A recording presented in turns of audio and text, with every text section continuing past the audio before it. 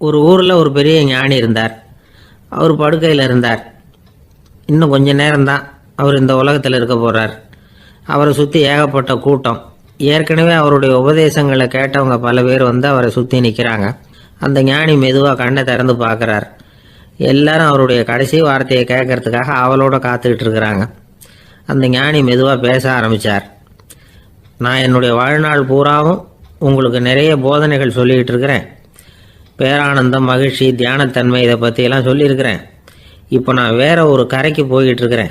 நான் இனிமேல் இந்த கரையில் இருக்க மாட்டேன்.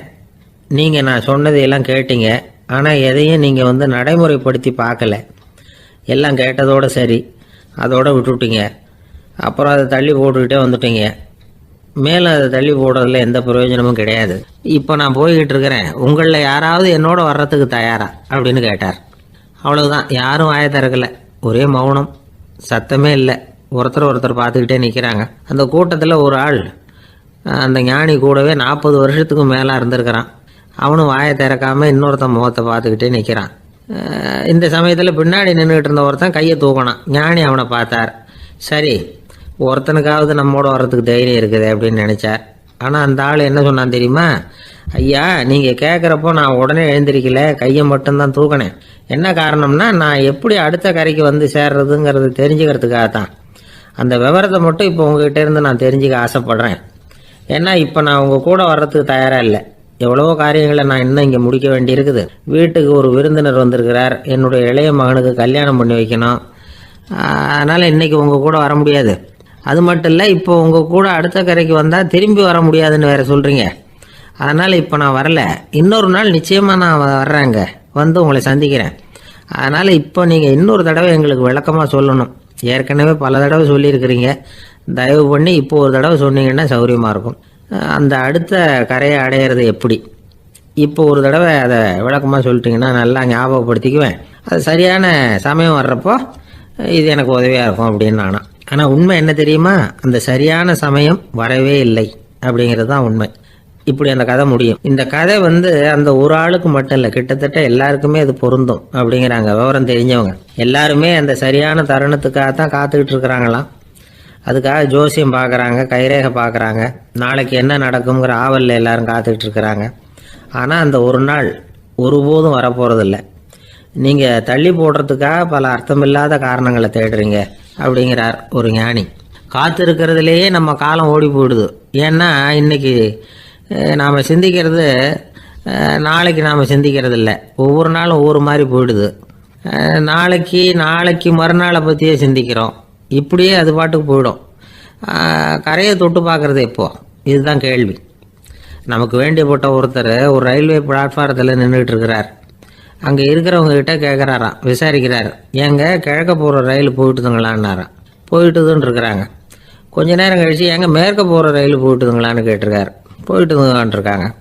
அப்புறம் கொஞ்ச நேரம் கழிச்சு மறுபடியும் ஏங்க 10:30 மணி வண்டி போயிட்டுதான்னு கேட்டிருக்காரு. தொடர்ந்து காலையிலேருந்து சாயந்தரம் வரைக்கும் இப்படி ஒரே இடத்துல நின்றுட்டு கேட்டுக்கிட்டே இருக்கிறார்.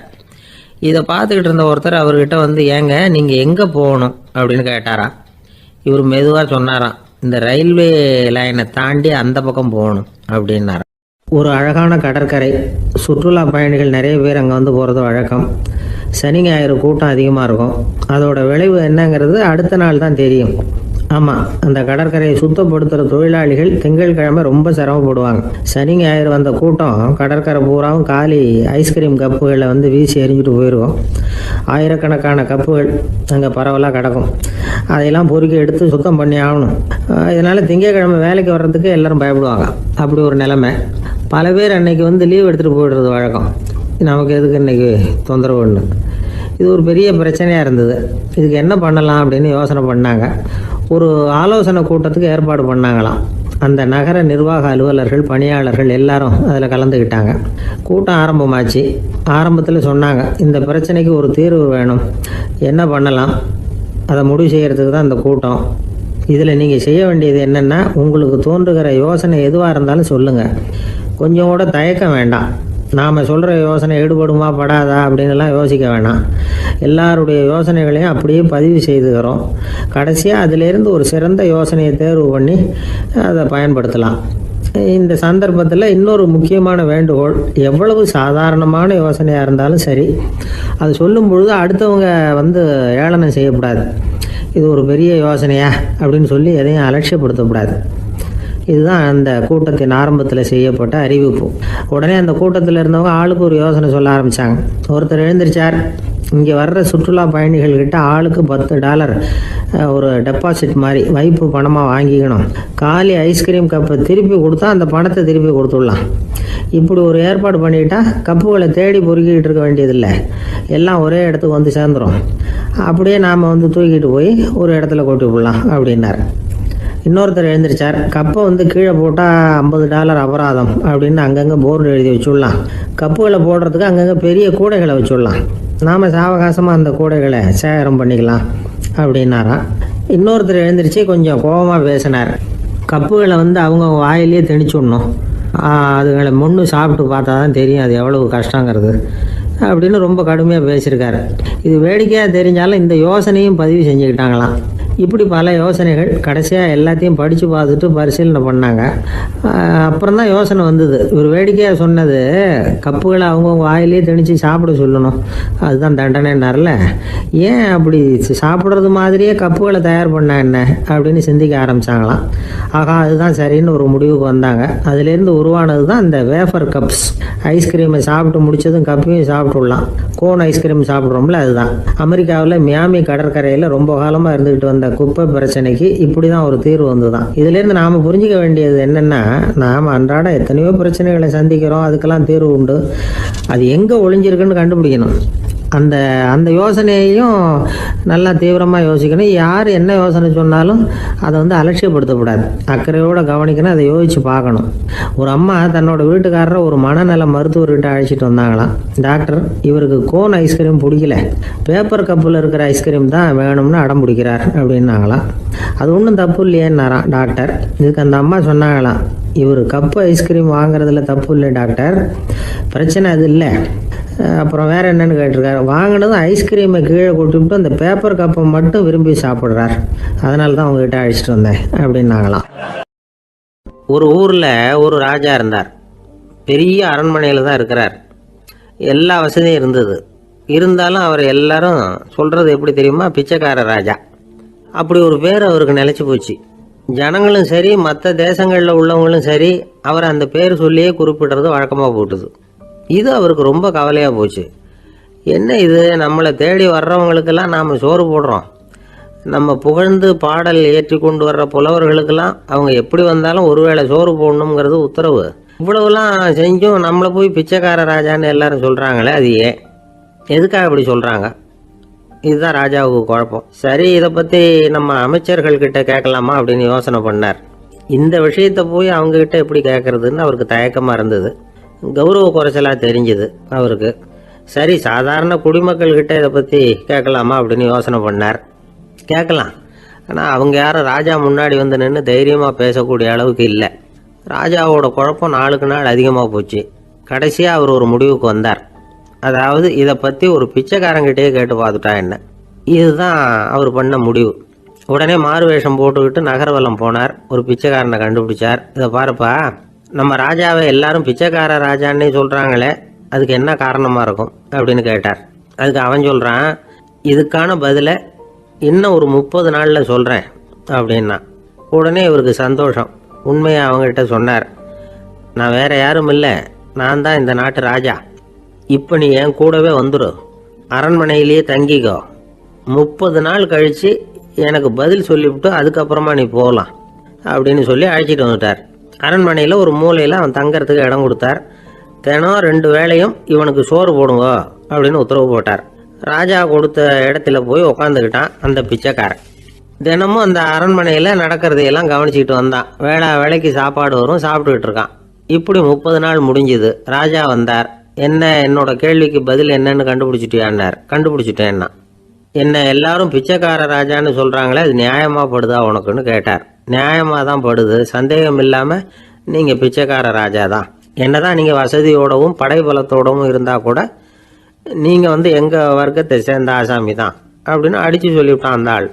எதனால் அப்படி சொல்கிறேன்னு கேட்டார் இவர். அரசே, ஒரு உண்மையை கண்டுபிடிச்சி சொல்கிறதா நான் உங்ககிட்ட சொன்னேன், நீங்கள் ராஜ பரம்பரைன்னா உடனே உங்கள் கழுத்தில் கிடக்கிற முத்து மாலையை கழட்டி பரிசாக கொடுத்துருப்பீங்க, பொண்ணையும் மணியையும் கொடுத்துருப்பீங்க. ஆனால் நீங்கள் அப்படி செய்யலை. என்னை ஒரு மூலையில் உட்கார வச்சு 2 வேளை சோறு போட சொன்னீங்க. உங்களை தேடி யார் வந்தாலும், யார் வந்து பாராட்டி பேசினாலும் அல்லது பிரச்சனைகளை சொன்னாலும் நீங்கள் செய்கிற ஒரே காரியம் சோறு போடுறது தான். பிச்சைக்காரனுக்கு சோறு மட்டும்தான் உலகம். உங்கள் விஷயத்திலையும் நீங்கள் அப்படி தான் நினைக்கிறதாக தெரியுது. நல்லா கவனிங்க. எந்த ஒரு பிரச்சனைக்கும் சோறு தான் முடிவுன்னு நினைக்கிறீங்க பாருங்கள். நீங்கள் சந்தேகமில்லாத எங்களை சேர்ந்த ஆள் தான் அப்படின்னு விட்டான் அந்த பிச்சைக்காரன். அதுக்கப்புறம் தான் அந்த ராஜா தன்னுடைய தவறுகளை எல்லாம் தேர்த்திக்கிட்டாராம். பசின்னு வர்றவங்களுக்கு சோறு தான் போடணும், அது தப்பு இல்லை. பாராட்ட வர்றவங்களுக்கெல்லாம் சோத்தையே போட்டு அனுப்புனா இப்படி தான் பேர் வரும். எனக்கு தெரிஞ்ச ஒருத்தர் தினமும் யாராவது ஒருத்தரை தன் வீட்டுக்கு அழைச்சிட்டு போவார், சாப்பாடு போட்டு அனுப்புவார். முன்னறிவிப்பு இல்லாமல் திடீர்னு ஒரு விருந்தாளியோட வீட்டில் போய் இவர் நிற்கிறது வழக்கம். அந்த அம்மாவும் இவருக்காக தயார் பண்ணி வச்சுருந்ததை இவர் அழைச்சிட்டு வந்திருக்கிற விருந்தாளிக்கு போட்டுருவாங்க. விருந்தாளி சாப்பிட்டுட்டு போனதுக்கப்புறம் இவர் மனைவி கிட்ட உனக்கு சிரமம் வேணாம் அப்படின்னு சொல்லிவிட்டு பக்கத்தில் உள்ள ஒரு ஹோட்டலுக்கு போய் காசு கொடுத்து சாப்பிட்டுட்டு வந்துடுவார். பல நாள் இப்படி நடக்கும். ஒரு நாள் அவரை தனியாக கூப்பிட்டுக்கிட்டு போய் ஏன் இப்படி பண்ணுறீங்கன்னு கேட்டோம். அதுக்கு அவர் சொல்கிறாரு, எங்கள் வீட்டு சாப்பாட்டிலேருந்து தப்பிக்கிறதுக்கு எனக்கு வேறு வழி எதுவும் தெரியல சார், அதனால தான் இப்படி பண்ணிகிட்டு இருக்கிறேன் அப்படின்னார் ரொம்ப பரிதாபமாக. ஒரு வயசான அம்மா பெருவழியாக போயிட்டு இருந்தாங்க. அவங்க கையில் என்னத்தையோ வச்சுக்கிட்டு அதை அடிக்கடி பார்த்துக்கிட்டே இருந்தாங்க. ஒருத்தன் மெதுவாக அவங்கக்கிட்ட போய் கையில் இருக்கிறது என்ன அப்படின்னு எட்டி பார்த்தா அவங்க கையில் 4 பல் இருந்துதான். இவன் ஆச்சரியமாக அந்த அம்மாவை பார்த்தான். ஏம்மா உனக்கு என்ன பைத்தியமா, ஏது இந்த பல், இதை என்னத்துக்காக கையில் வச்சுக்கிட்டு அலைஞ்சிக்கிட்டு இருக்கிற அப்படின்னு கேட்டிருக்கான். அதுக்கு அந்த அம்மா விவரம் சொல்ல ஆரம்பித்தாங்களாம். இதை பாருப்பா, எனக்கு ஒரு மகன் இருந்தான், அவனை ரொம்ப செல்லமாக வளர்த்தேன். அவனை தரையிலேயே நடக்க விடுறதில்ல, எப்பவும் தூக்கி வச்சுக்கிட்டு இருப்பேன். அவன் நல்லா பெரியவனாகி பள்ளிக்கூடம் போகிறப்ப கூட அவன் புஸ்தக மூட்டையை நான் தான் சுமந்துக்கிட்டு போவேன். பார்க்குறவங்க கூட கேலி பண்ணுவாங்க, ஏம்மா படிக்க போகிறது நீயா உன் பிள்ளையான்னு கேட்பாங்க. அவன் இன்றைக்கி எவ்வளோ பெரிய மனுஷன் ஆகிட்டான், வெளிநாட்டில் பெரிய உத்தியோகத்தில் இருக்கான். சமீபத்தில் இங்கே வந்துட்டு போனான். ஒரு நாள் ஏதோ கோபத்தில் என்ன அரைஞ்சுட்டான். அப்போ இந்த 4 பல்லும் கீழே விழுந்துட்டுது. இன்னமும் கூட விழுந்திருக்கும், ஆனால் பல்லு தான் இல்லை. என் புள்ள அரைஞ்சதுனால விழுந்த பல்லு இல்லையா அது, அதனால் இதை எப்பவும் என் கையிலேயே வச்சுக்கிட்டு ஆசையோடு பார்த்துக்கிட்டு இருக்கிறேன். அவன் தான் வெளிநாட்டுக்கு போட்டான், அவனை பார்க்க முடியாத ஏக்கத்தை நான் இந்த பல்லை பார்த்து போக்கிக்கிறேன் அப்படின்னு நாங்களாம் அந்த அம்மா. இந்த கதை எதுக்காகன்னா, தாய் அன்பு அப்படிங்கிறது எப்படிப்பட்டதுங்கிறத புரிஞ்சுக்கிறதுக்காக. கல்யாணம் ஆனதுக்கப்புறம் தாயை மறந்து விடுறவங்க எத்தனை பேர் இந்த உலகத்தில், அவங்க காதில் வேணுங்கிறதுக்காக தான் இந்த தகவல். ஆனால் ஒரு விஷயம் மட்டும் நல்லா புரிஞ்சுக்கணும், தாயை மதிக்க தெரிஞ்சவங்க தான் இன்றைக்கி வாழ்க்கையில் எல்லா விதத்துலேயும் முன்னுக்கு வந்திருக்கிறாங்க. வேணும்னா விசாரித்து பார்த்துக்குங்க. இன்னொரு அம்மா இருந்தாங்க. அவங்க தினமும் ஒரு கோயிலுக்கு வருவாங்க. சாமியை பார்த்து, கடவுளே நான் இறந்து போனால் நரகத்துக்கு போகணும் அப்படின்னு வேண்டிக்குவாங்களாம். எல்லோரும் சொர்க்கத்துக்கு போகணும்னு தானே கடவுள்கிட்ட வேண்டிக்குவாங்க. இந்த அம்மா தினம் நான் நரகத்துக்கு போகணும் அப்படின்னு வேண்டிக்கிறாங்க. அங்கேருந்து அர்ச்சகருக்கு இது சந்தேகம். ஒரு நாள் அதை நேரடியாகவே அவங்கக்கிட்ட கேட்டுவிட்டார். அதுக்கு அந்த அம்மா பதில் சொன்னாங்களாம், ஐயா எனக்கு கல்யாணம் ஆகி ரொம்ப நாள் வரைக்கும் குழந்தை பாக்கியம் இல்லாமல் இருந்தது. கோயில் குளம் எல்லாம் சுற்றி வந்தேன். ரொம்ப நாள் கழித்து ஒரு குழந்தை பிறந்தது, ஆண் குழந்தை. அவனை நான் ரொம்ப செல்லம் கொடுத்து வளர்த்தேன். அதோட விளைவு என்ன ஆச்சுன்னா, அவன் ரொம்ப மோசமாக ஆகிட்டான். கெட்ட பழக்க வழக்கம்லாம் கற்றுக்கிட்டான். அவன் இறந்து போனால் நிச்சயம் அவனுக்கு நரகம்தான் கிடைக்கும். அந்த அளவுக்கு கெட்டவன் அவன். அப்படிப்பட்ட காரியங்கள்லாம் பண்ணிகிட்ருக்கான், எனக்கு தெரியும். இவனுக்காக நரகத்தில் கூட யாரும் தயவு காட்ட மாட்டாங்க, தாட்சண்யம் காட்ட மாட்டாங்க. அதனால் இவனுக்கு முந்தி நான் இறந்து நரகத்துக்கு போயிட்டா அங்கே இவனை கவனிச்சிக்கலாமே, இவனுக்கு பணிவிடை செய்யலாமேன்னு பார்க்குறேன் அப்படின்னு நாங்களாம். அதனால தான் நான் நரகத்துக்கு போகணும்னு தினம் ஆண்டவனை வேண்டிகிட்டு இருக்கிறேன் அப்படின்னு கண்கலங்கி அந்த அம்மா சொன்னாங்களாம். அதுதான் தாய் உள்ளம்ங்கிறது. தாயின் பெருமையை சரியாக உணர்ந்துட்டா அவங்களுக்கு எப்பவும் எந்த கஷ்டமும் வராது. இது ஏதோ உபதேசத்துக்காக சொல்கிற வார்த்தை இல்லை, உண்மையான வார்த்தை. இந்த விவரத்தையெல்லாம் நண்பர் ஒருத்தர்கிட்ட சொல்லிக்கிட்டு இருந்தேன். அவர் கொஞ்ச நாள் கழித்து என்னை தேடி வந்தார். அவர் கையிலேயே 4 பல் வச்சுருந்தார். என்னங்க ஆச்சு, ஏதுங்க இந்த பல் அப்படின்னு விசாரித்தோம். உங்கள் உபதேசத்தை கேட்டுவிட்டு இந்த உலகத்தில் எல்லாரையும் தாயாக நினைக்க ஆரம்பிச்சிட்டேன். ஒரு அம்மாவை கடத்தரில் பார்த்து தாயேன்னு கூப்பிட்டேன். அவங்க உடனே பலார்னு என்னை அரைஞ்சிட்டாங்க, பல் விழுந்துட்டுது அதை தான் பொறுக்கி எடுத்துக்கிட்டு நேராக உங்களை தேடி வந்துக்கிட்டு இருக்கிறேன்னார். தாயேன்னு தானே கூப்பிட்டீங்க, அதுக்கு ஏன் அரைஞ்சாங்க அப்படின்னு கேட்டோம்.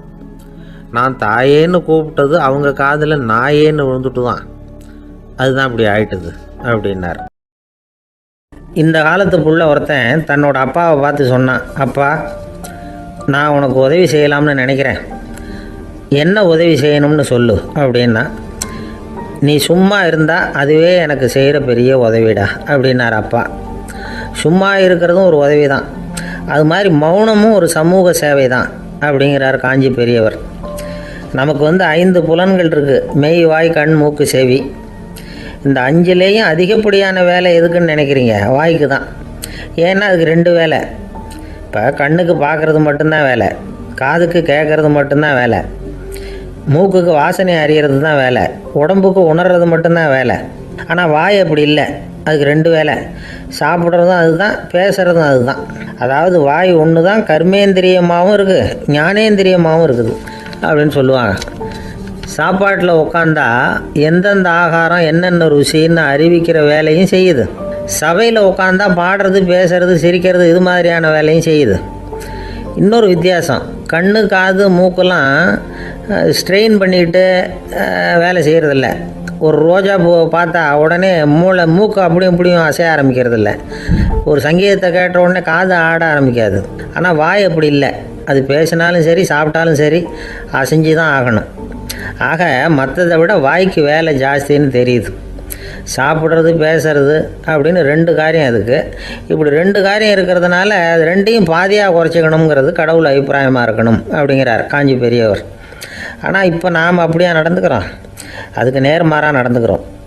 நாம் சாப்பிட்றதும் அதிகம், பேசுகிறதும் அதிகம், 2 வேலையையும் தேவைக்கு அதிகமாகவே செய்கிறோம். வாய் தான் ரொம்ப ஓவர் ஒர்க்குடு. அதுக்கு ஓய்வு கொடுத்தா உடம்பும் நல்லாயிருக்கும், உலகமும் நல்லாயிருக்கும். மௌன விரதம் இருக்கிறதெல்லாம் எதுக்காக நினைக்கிறீங்க? இதுக்காக தான்.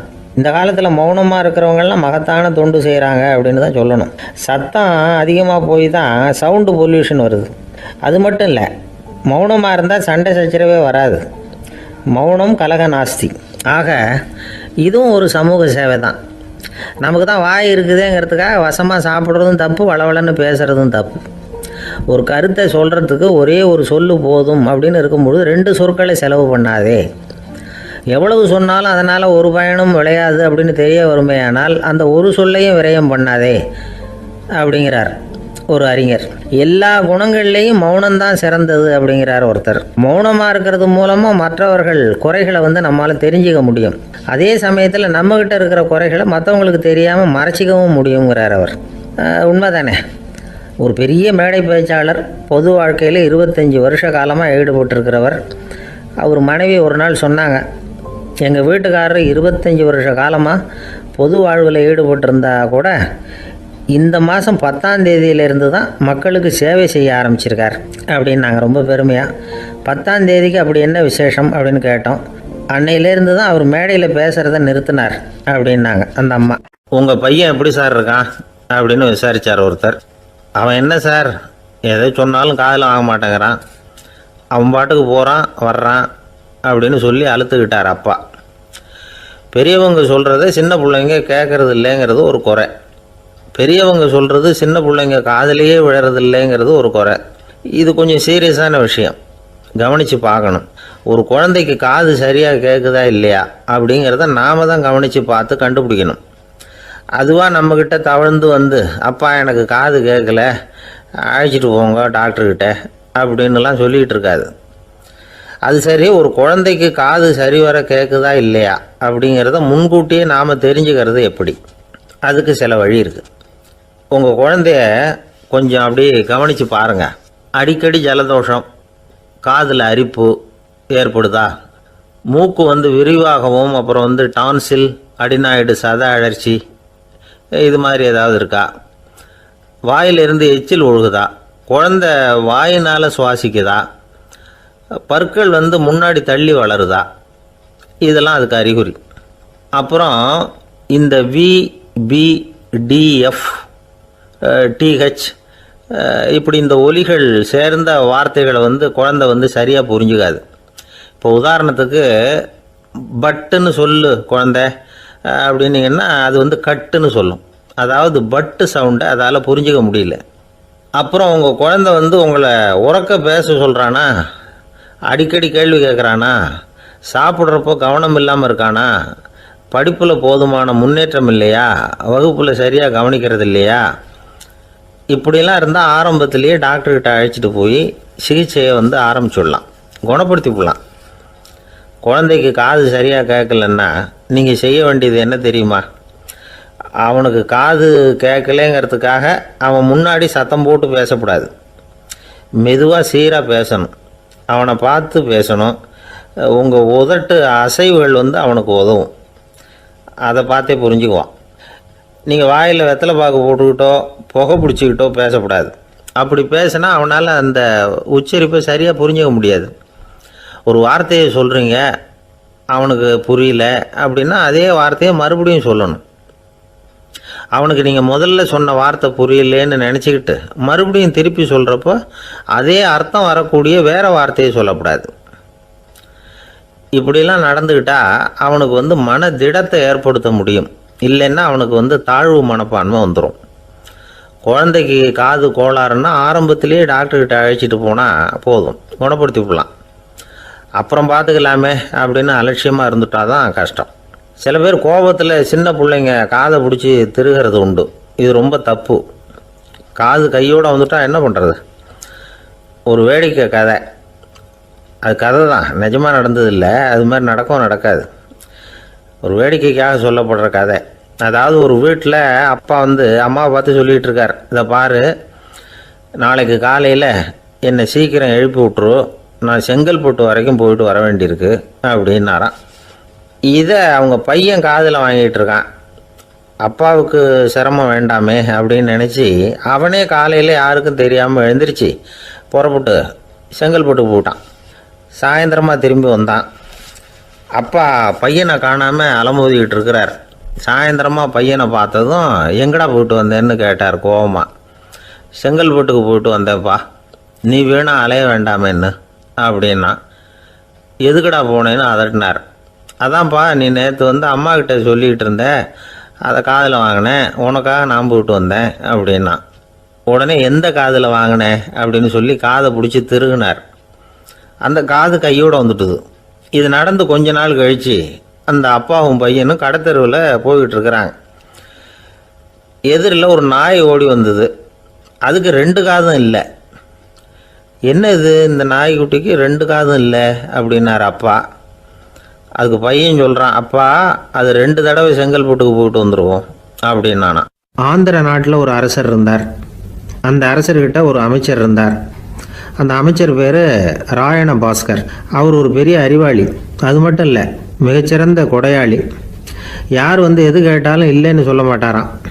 அதன் காரணமாகவே அவர்கிட்ட இருந்த செல்வம் நாளுக்கு நாள் குறைஞ்சிக்கிட்டே வந்துட்டு தான். கடைசியில் குடும்பத்துக்குன்னு எதுவும் வைக்காமலே அவர் போய் சேர்ந்துட்டார். மகனும் இறந்துட்டார். அந்த குடும்பத்தில் மிஞ்சி இருந்தது அவருடைய மருமகள், ஒரு பேரன், அவ்வளவுதான். இருந்த ஒரே சொத்து பழுதடைஞ்ச ஒரு வீடு. அந்த அம்மா மற்ற வீடுகளில் வேலை செஞ்சு தன்னுடைய பிள்ளைய படிக்க வச்சுக்கிட்டு வராங்க. அந்த புள்ள ஒரு பெரிய வள்ளலுடைய பேரன்கிறது அந்த பள்ளி வாத்தியார்களுக்கும் தெரியும்.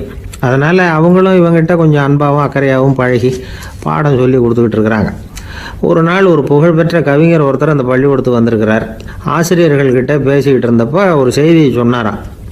ராயண பாஸ்கருங்கிற வள்ளல் எனக்கு நிறைய உதவிகள் செஞ்சுருக்கார், என்னை பாராட்டி பரிசுகள்லாம் கொடுத்துருக்கிறார். அந்த வள்ளல் வாழ்ந்த கிராமத்தை பார்க்கணுங்கிறதுக்காக தான் இப்போ இங்கே வந்திருக்கிறேன் அப்படின்னாராம். ஆசிரியர் உடனே இந்த பையனை கூப்பிட்டு, இதை பாருங்கள், இவன் யார் தெரியுமா, நீங்கள் குறிப்பிடுகிற அந்த வள்ளலின் பேரன் அப்படின்னு அறிமுகப்படுத்தினாராம். கவிஞரின் கண்களில் ஆனந்த கண்ணீர். அந்த பரவச நிலையிலேயே அந்த வள்ளலை பற்றி கவி பாட ஆரம்பிச்சிட்டாராம். இந்த சின்ன பையன் அதை கேட்டிருக்கிறான். உடனே என்ன பண்ணான் தெரியுமோ, தன் கையில் அணிஞ்சிருந்த ஒரு பொன் வளையலை கழட்டி அந்த கவிஞருக்கு பரிசாக கொடுத்துட்டானான். எல்லாருக்கும் ஆச்சரியம். தாத்தா இருக்கும் நிலையில் கொடுத்தார், பேரன் இல்லாத நிலையிலையும் கொடுக்குறான். பையனை எல்லாரும் பாராட்டினாங்களாம். இருந்தாலும் அவனுக்குள்ள ஒரு பயம் எதுவும் ஆரம்பமாச்சு. பள்ளிக்கூடம் விட்டு வீட்டுக்கு வரும்பொழுது அந்த பயம் இன்னும் அதிகமாகிட்டுது. அம்மா என்ன சொல்லுவாங்களோ தெரியலையே, ஏதோ திடீர்னு தோணிச்சு வளையல கட்டி கொடுக்கணும்னு கொடுத்துட்டோம்.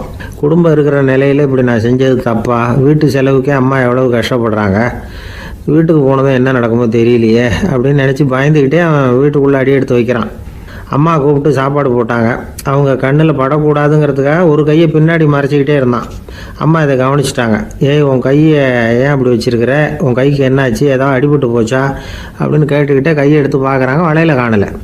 வளையல் எங்கே அப்படின்னு கேட்குறாங்க. இவன் தயங்கிக்கிட்டே நடந்ததை சொல்கிறான். அதை கேட்டதும் அந்த அம்மாவோட முகம் கோபத்தால் சவுந்து போச்சான். முட்டாளே, என்ன காரியம் பண்ண அப்படின்னு கன்னத்தில் அரைஞ்சிட்டாங்களாம். அம்மா, என்னை அடிக்காத, ஏதோ தெரியாமல் தப்பு பண்ணிட்டேன் அப்படின்ட்டுருக்கான். மகனே, வளையலை கொடுத்ததுக்காக நான் உன்னை அடிக்கலை அப்படிங்க, பின்ன எதுக்கு அடித்தேன்னு கேட்டிருக்கான். உன் பாட்டனார் ஒரு பெரிய வள்ளல். அவர் எதையும் பாதி வேலையை செய்கிறதில்ல. அவருடைய பேரை நீ அரைகுறை வேலை செஞ்சுட்டு வந்திருக்கிற அப்படின்னாங்களாம். என்னம்மா சொல்கிறேன்ருக்கான். நீ ஒரே ஒரு வளையலை மட்டும்தானே கழட்டி கொடுத்துருக்குற. கொடுக்குறதா இருந்தால் ரெண்டையும் சேர்த்துல கொடுத்துருக்கணும். அதுதானே உங்கள் தாத்தாவுக்கு பெருமை அப்படின்னாங்களாம். அம்மா, தெரியாமல் இப்படி செஞ்சுட்டேன், உங்கள்கிட்டையும் அரை வாங்கிட்டேன் அப்படி இப்படின்னு அவன் சொல்லியிருக்கிறான். இப்போது அம்மா கொஞ்சம் இருங்க, அந்த கவிஞர் இன்றைக்கி நம்ம ஊரில் தான் தங்கியிருப்பார்.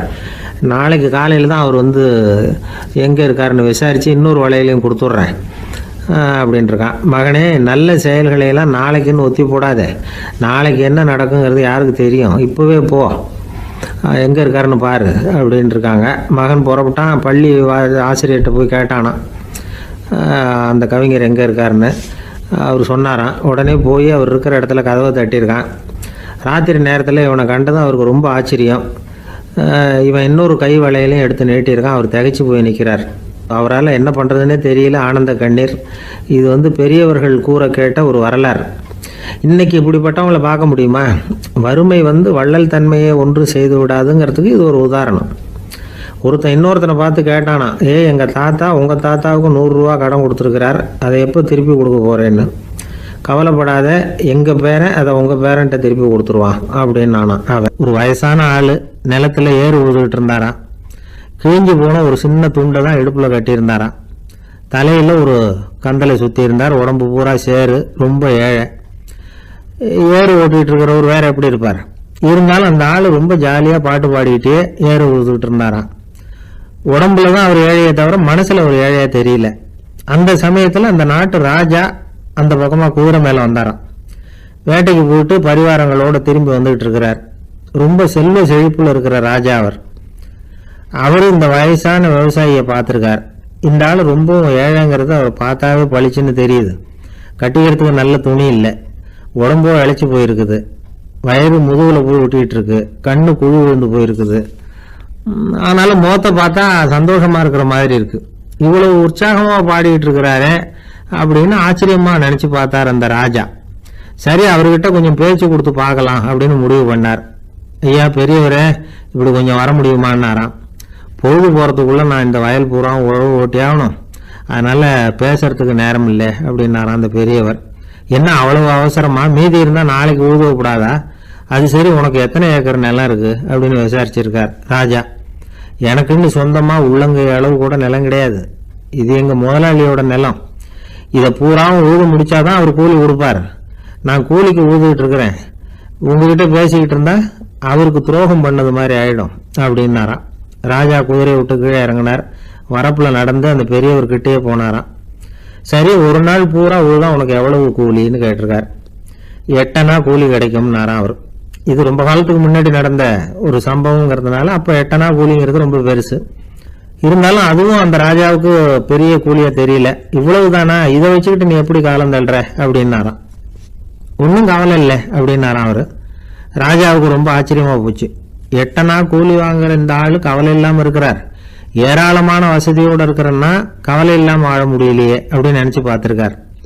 அது சரி, 8 அணாவில் எப்படி குடும்பம் நடத்துகிற அப்படின்னு கேட்டாராம். எனக்கு கிடைக்கிற 8 அணாவில் 2 அணா குடும்பத்துக்கு செலவழிக்கிறேன், 2 அணா பழைய கடனுக்கு கொடுக்குறேன், 2 அணா தர்மம் செய்கிறேன், 2 அணா வட்டிக்கு கொடுக்குறேன், ஒரு குறையும் இல்லைன்னாராம். ராஜாவுக்கு ஒன்றும் புரியல. எனக்கு ஒன்றும் புரியலேன்னு இருக்கார். ஐயா, எனக்கும் என் மனைவிக்கும் 2 அணா செலவாகுது. வயசான அம்மா அப்பா இருக்கிறாங்க. சின்ன வயசுல என்னை காப்பாத்தினவங்க அவங்க. அந்த கடனுக்கு 2 அணா செலவாகுது. அது பழைய கடன். என் தங்கச்சி ஒருத்தி ஆதரவு இல்லாத நிலைமையில தன்னுடைய மகனோட என் வீட்டில் வந்திருக்கிறா. அவளுக்கும் அவள் மகனுக்கும் 2 அணா செலவு பண்றேன். அது தர்மம். எனக்கு 2 பிள்ளைங்க இருக்கிறாங்க. அவங்களுக்கு 2 அணா செலவு பண்றேன். அது வட்டிக்கு கொடுக்கறது மாதிரி. பிற்காலத்தில் அவங்க எங்களை காப்பாற்றுவாங்க. அந்த வகையில் நான் திருப்தியோடு வாழ்ந்துகிட்டு இருக்கிறேன் அப்படின்னாராம். ராஜாவுக்கு அர்த்தம் புரிய ஆரம்பிச்சுதான். அந்த பெரிய நிலத்தை விலை கொடுத்து வாங்கி அந்த பெரியவருக்கே தானமாக கொடுத்துட்டாராம். இப்போ ஊழவருக்கே நிலம் சொந்தமாயிட்டுது. அன்னையிலேருந்து அரசனுக்கும் ஆறுதல் கிடைச்சுதான். இப்படி ஒரு கதை சொல்லுவாங்க. எட்டனா வருமானத்தை வச்சுக்கிட்டு எப்படி காலத்தை தள்ளுறதுன்னு சொல்றதுக்காக இந்த கதையை சொல்றதாக யாரும் தப்பா நினைச்சுக்க கூடாது. கிடைக்கிறத எப்படி பங்கு போடுறார், எப்படி திருப்தியா வாழறார் அப்படிங்கிறது தான் முக்கியம். அது மாதிரி இன்றைக்கு இந்த பொங்கல் திருநாள்ல உழவர்கள் மனசு மகிழ்ச்சியா இருந்ததுன்னா அது எல்லாரும் மகிழ்ச்சியா இருக்கிறது மாதிரி அர்த்தம். அதனால அவர்கள்ட்ட இருந்து நாம பாடம் கத்துக்கணும். சில உழவர்கள் தங்கள் நிலத்துல விளையறத தாங்கள் சாப்பிட மாட்டாங்க.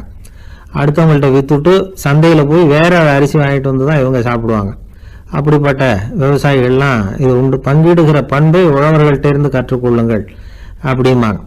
ஒரு ஆள் நிம்மதியா மகிழ்ச்சியா இருந்தானா, உங்க நிம்மதிக்கும் மகிழ்ச்சிக்கும் என்ன காரணம்னு கேட்டிருக்காரு இன்னொருத்தர்.